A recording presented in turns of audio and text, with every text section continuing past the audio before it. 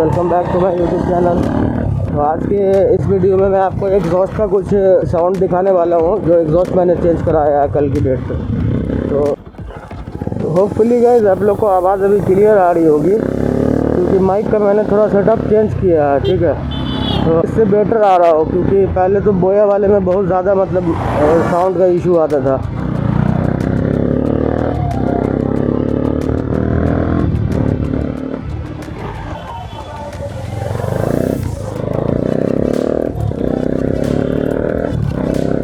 Guys ये वाली bench pipe भी मैंने मतलब बेंच पाइप के साथ ही लगाया है, ये वाला एग्जॉस्ट एक्वाफोबिक वाला। इसका लिंक मैं आपको डाल दूंगा डिस्क्रिप्शन में अगर आपको ये साउंड सही लग रहा हो।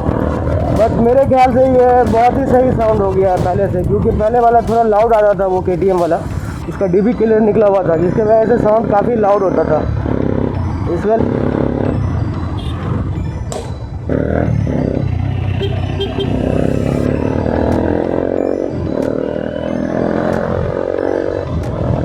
और जो गाड़ी का परफॉर्मेंस है वो मिसिंग टाइप का लगता था फिर, लेकिन वो मिसिंग वाला अभी ख़त्म हो गया है क्योंकि DB किलर से वो मैनेज हो जाता है।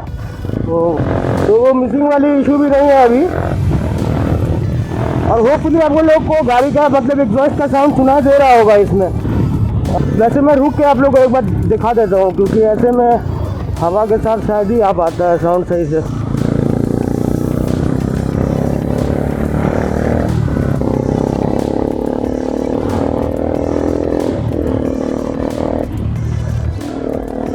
कि माइलेज भी थोड़ा बहुत इंक्रीज हुआ होगा, वो मैं चेक करूंगा आगे चल। आप लोग को आज एंगल का व्यू भी बढ़िया आ रहा होगा, सीधी साइड। तो आप लोग को आज व्यू भी बढ़िया आ रहा होगा और साउंड क्वालिटी भी होपफुली अच्छी आ रही होगी। आई डोंट 100% सही होगी बट पहले से बेटर होनी चाहिए।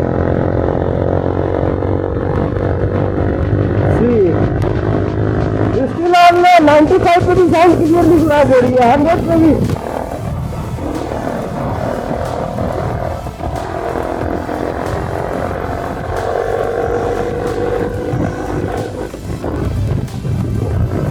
साउंड सुनाता हूँ और मैंने फिटिंग कैसे कराई है वो पूरा सेटअप मैं आपको दिखाता हूँ।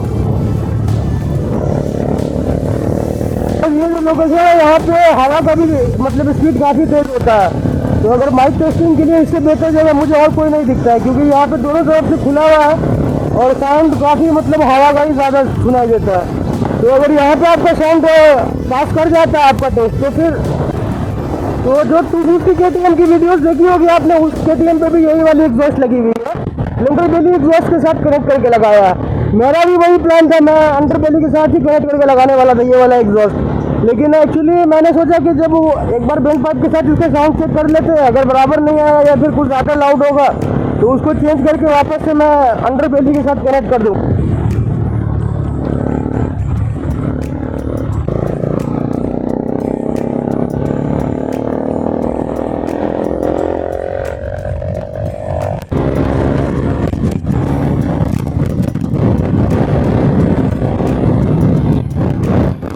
अभी भी ये पूरा गांव डूब रखा है, तो अब धीरे धीरे पानी ख़त्म हो रहा है। अब लोग यहाँ से रोड से हट के जाएंगे अपने गांव में।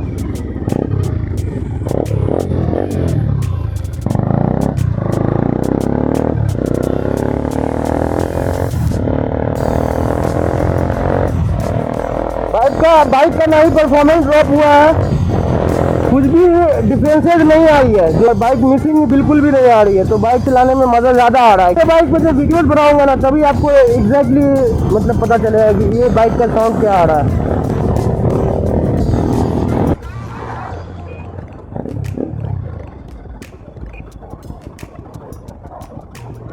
तो रुकते हैं गाइस यहाँ पे थोड़ा आपको बैकग्राउंड दिखा देता हूँ एग्जॉस्ट का, तो फिटिंग कैसे कराया है।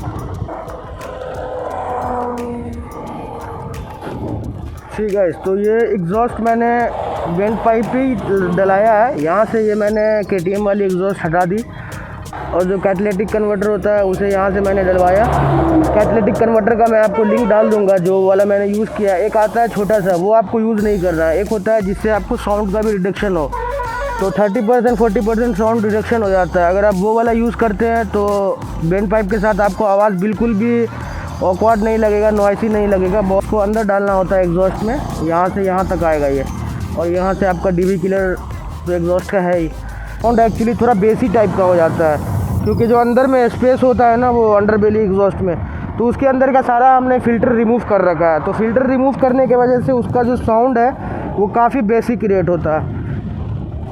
डीवी किलर इसका हटाने का मुझे कोई मतलब नहीं लगा, क्योंकि हटाने के बाद से फिर ये वही वाली KTM टाइप का ही साउंड आ जाएगा। तो आइए गाइस इसका आवाज़ थोड़ा चेक कर ले।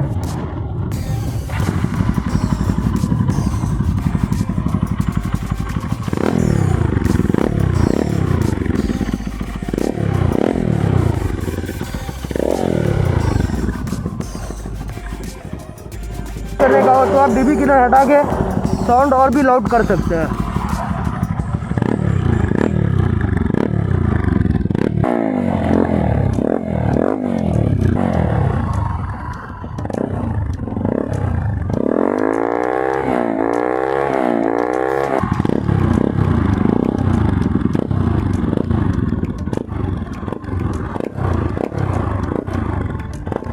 तो गाइस जो आफ्टर मार्केट वाला एग्जॉस्ट का जो वो बेस नॉइसी जो साउंड आता है वो वाला इस एग्जॉस्ट से नहीं आ रहा है, लेकिन अगर ये डीवी किलर हम लोग हटाते हैं तो डेफिनेटली वही साउंड मुझे दिखेगा यहाँ पे।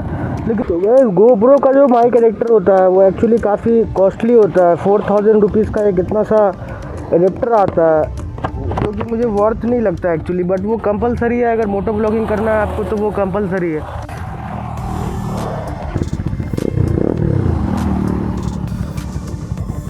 अगर आप ड्यूक का साइलेंसर लगाने का सोच रहे हो, एक्रोपोविक वाला जो आता है फर्स्ट कॉपी, वो लगाने का सोच रहे हो, तो मैं आपको रिकमेंड करूँगा कि आप एक्रोपोविक का ही यूज़ करें, क्योंकि इसमें आपको डीवी किलर लगाने और हटाने का ऑप्शन मिलता है। जो KTM एग्जॉस्ट होता है उसमें आपको मतलब मैनेज करने का ऑप्शन बिल्कुल ही नहीं है। वो डीवी किलर हटा के उसे यूज़ कर सकते हैं और कोई ऑप्शन नहीं है।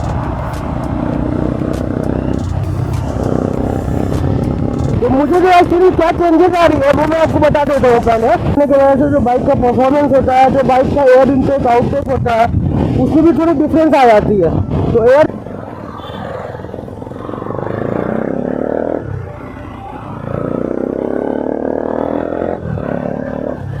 गाइस आज की वीडियो को यहीं ख़त्म करते हैं और मिलते हैं ऐसी किसी वीडियो में आपसे नेक्स्ट।